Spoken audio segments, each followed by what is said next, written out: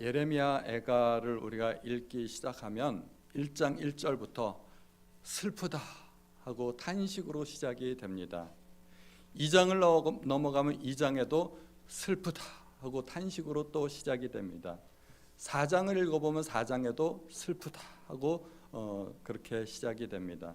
슬프다 이 말은 히브리어로 에카라는 일종의 감탄사입니다. 에카, 어찌하여, 어떻게, 이런 말이죠.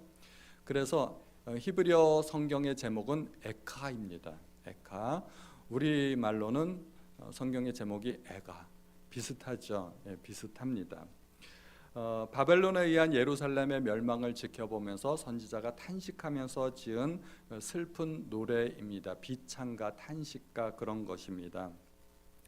19절에 오늘 우리가 본문을 보니까 내 고초와 재난 곧 쑥과 담즙을 기억하소서 하고 하나님 앞에 호소하고 있습니다. 도대체 예레미야는 무슨 고난이 있었을까요? 예레미야는 바벨론의 침략 이후에 불에 타 잿더미가 된 폐허가 된 예루살렘 시내를 보고 있습니다.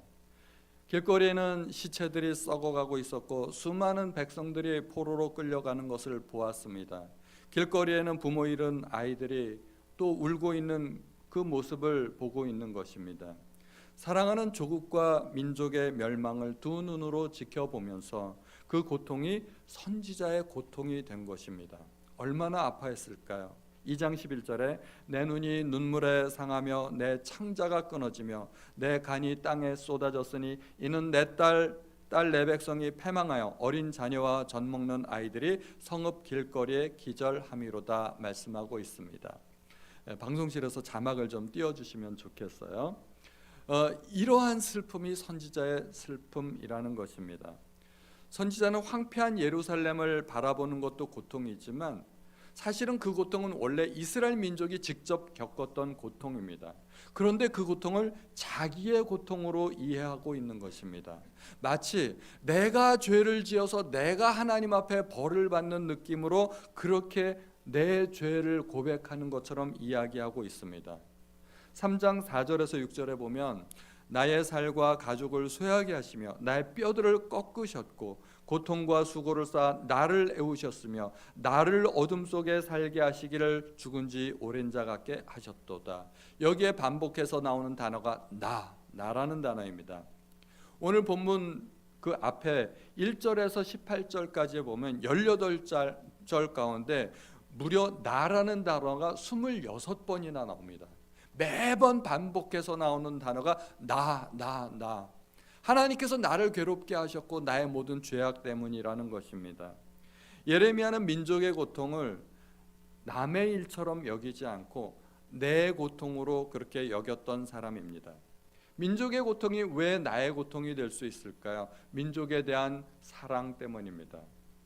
성경에 나오는 모든 위대한 하나님의 종들은 그렇게 나라를 사랑하였던 사람들입니다. 그 중에 느헤미야가 있죠.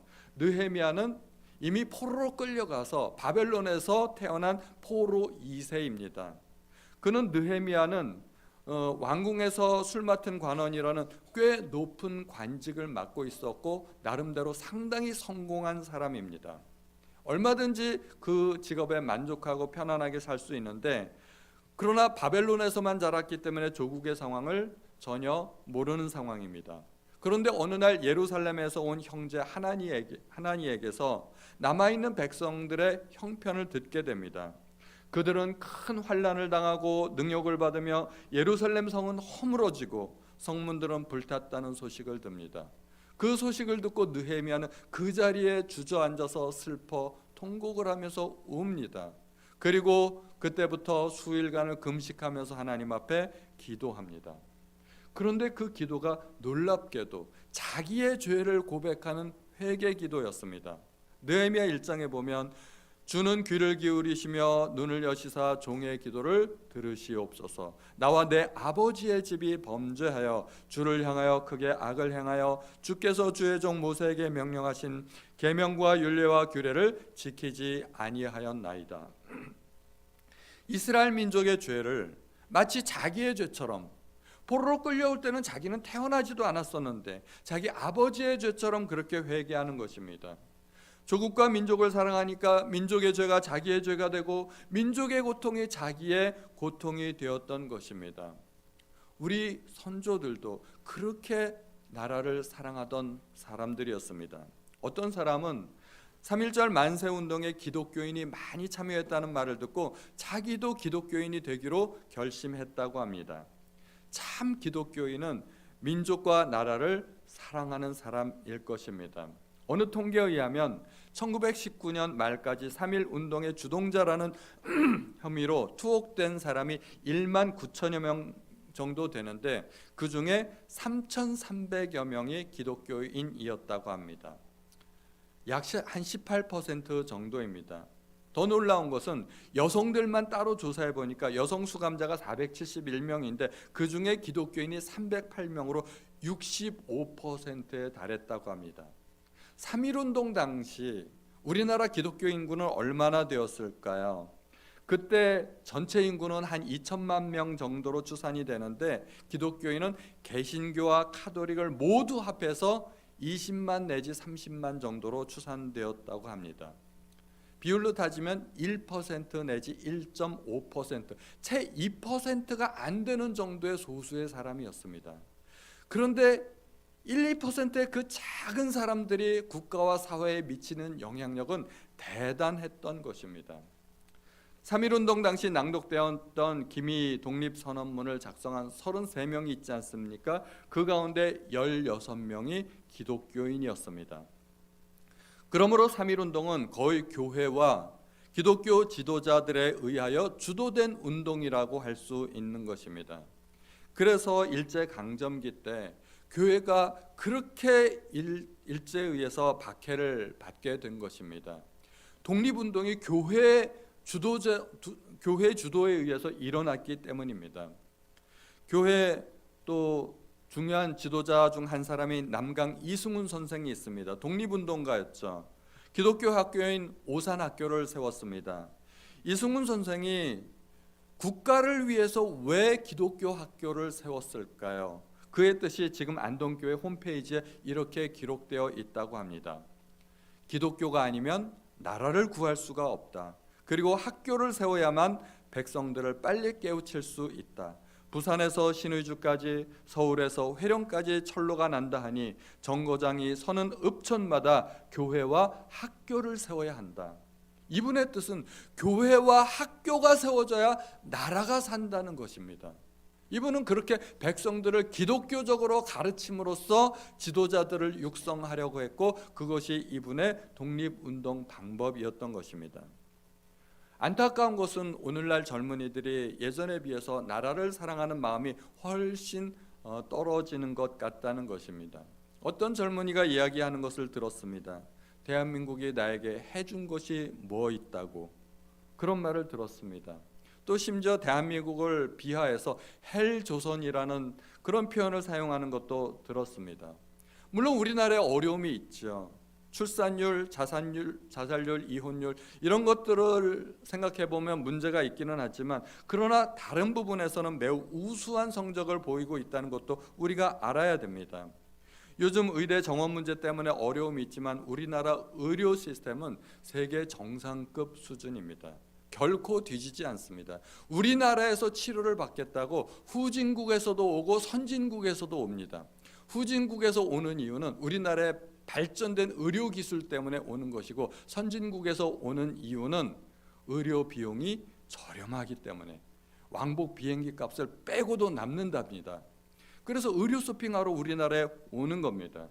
의료뿐만 아니라 교통 시스템 얼마나 잘 돼 있나요?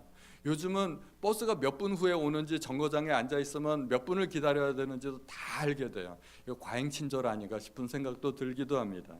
국방, 치안, 경제 우리나라는 매우 우수한 성적을 보이고 있습니다. 그런데 안타까운 것은 행복지수가 좀 떨어지는 건데 이게 국가의 책임일까요? 제가 보기에는 우리 스스로 그렇게 만든 것 아닌가 생각이 됩니다. 우리는 누구를 탓하기 전에 예레미야 같이 느헤미야 같이 이웃이 당하는 고통을 나의 고통으로 여기고 내가 짓지 않은 죄 때문에 내가 회개할 수도 있고 용서를 구할 수도 있는 사람이 되어야 할 것입니다. 우리는 세상 사람들이 하듯 정치인들을 욕하기 전에, 남을 탓하기 전에 기독교인으로서 내가 할 수 있는 일을 찾아야 될 것입니다. 국가의 어려움을 나의 어려움으로 알고 이해하고 그렇게 나라를 위해서 기도할 수 있는 그리스도인들이 되어야 할 것입니다. 지난 주일날 광화문에서 200만 집회가 열리지 않았습니까? 현장에서 100만, 온라인으로 100만이 목표였는데 현장에서 서울역과 또 여의도와 합혀가지고 거의 한 110만 정도 모였다고 해요. 어마어마한 집회가 열렸습니다. 왜 그렇게 모였을까요? 나라를 사랑하기 때문에. 우리나라가 잘못된 법률과 잘못된 윤리 도덕의 그 기준으로 우리나라가 더 이상 패역한 나라가 되지 않도록 나라를 사랑하는 마음에서 그렇게 모인 것입니다.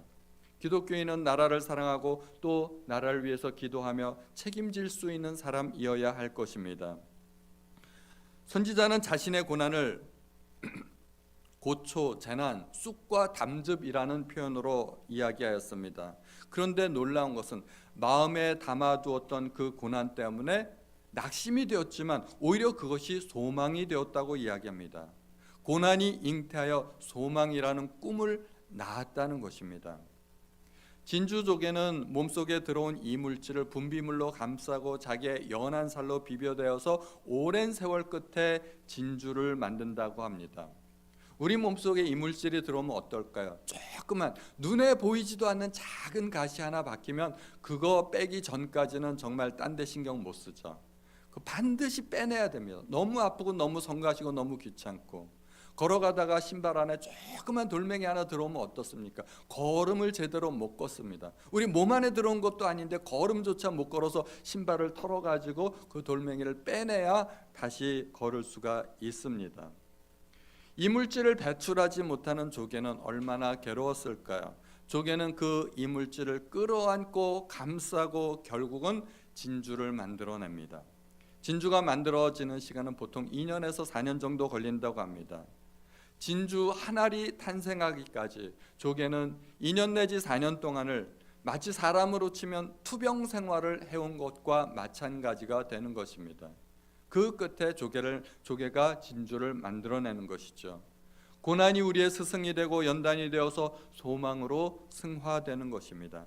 고난 때문에 겸손하고 고난 때문에 인내를 배우고 소망을 배우게 됩니다.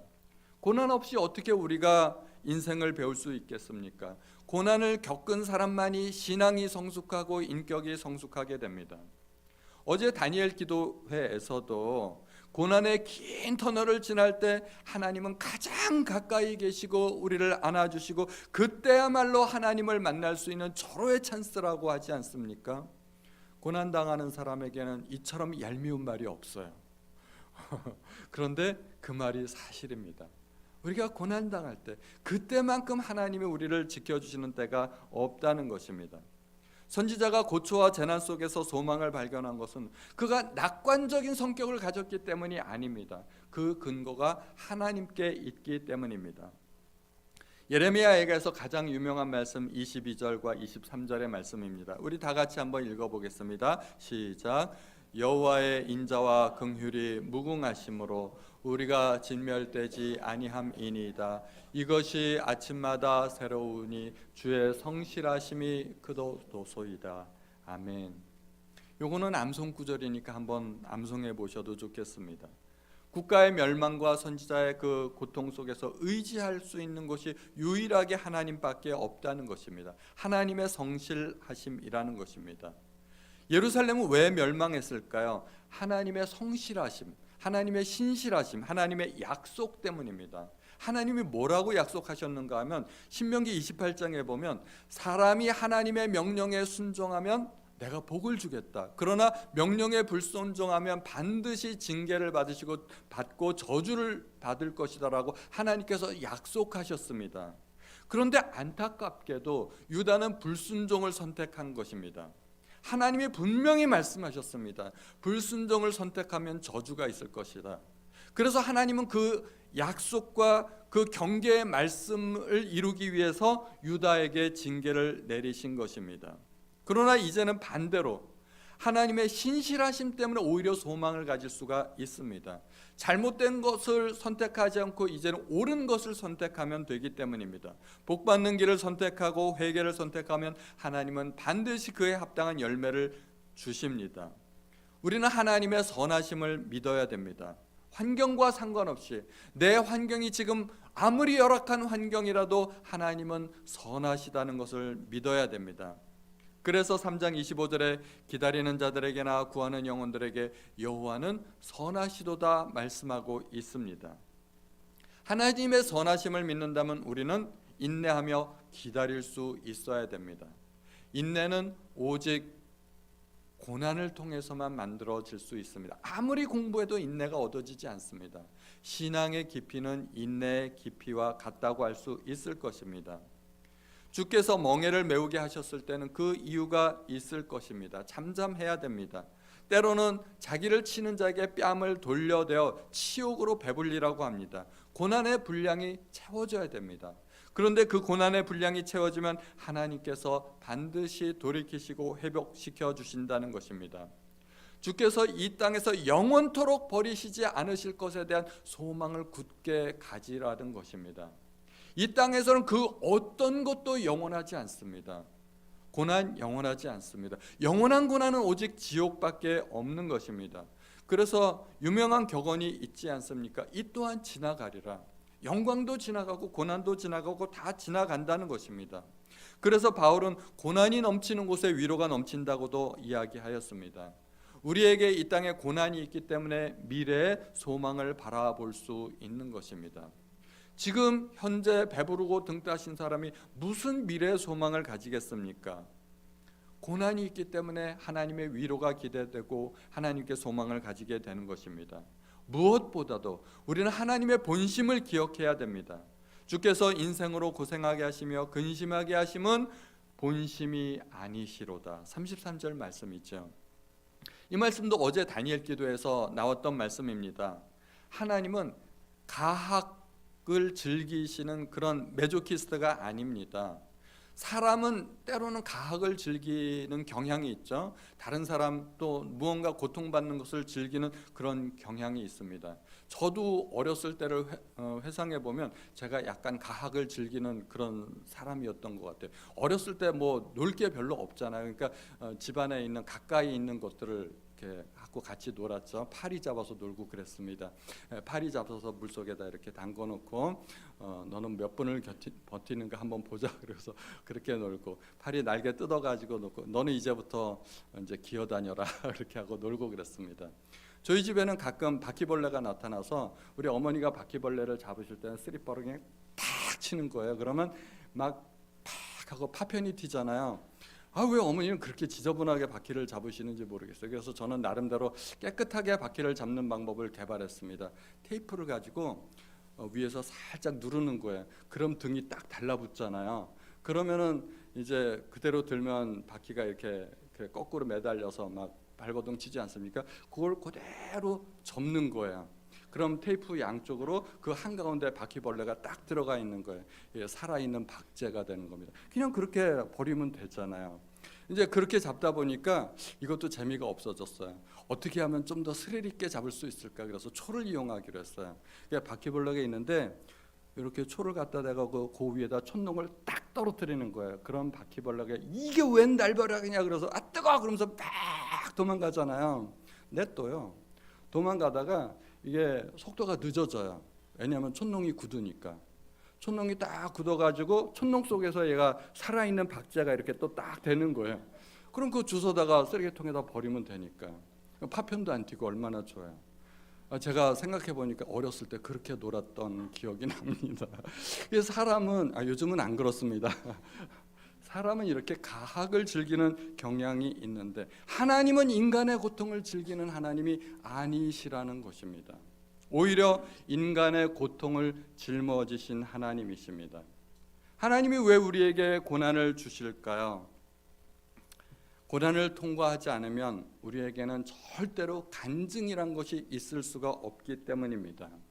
우리가 다니엘 기도의 간증을 들어보면 그분들이 평탄한 삶을 살아왔던가요?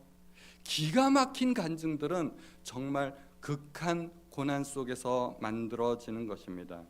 기적을 경험하려면 오직 기적 아니면 절대 해결되지 않는 그 절체절명의 위기를 먼저 만나야 되지 않습니까? 그 속에서 하나님의 뜻은 무엇일까요? 오직 죽은 자를 다시 살리시는 하나님만 의지하라는 것입니다. 그러면 하나님께서 능력을 보여주시겠다는 것입니다. 그리고 그러한 일들을 통해서 하나님께서 영광 받으시겠다는 것입니다. 그래서 하나님께서는 때로는 우리에게 고난을 허락하십니다. 예레미야는 예루살렘의 멸망을 보면서 하염없는 눈물을 흘렸습니다. 그리고 그것이 그에게 말할 수 없는 고통이 되었습니다. 그러나 소망을 잃지 않았습니다.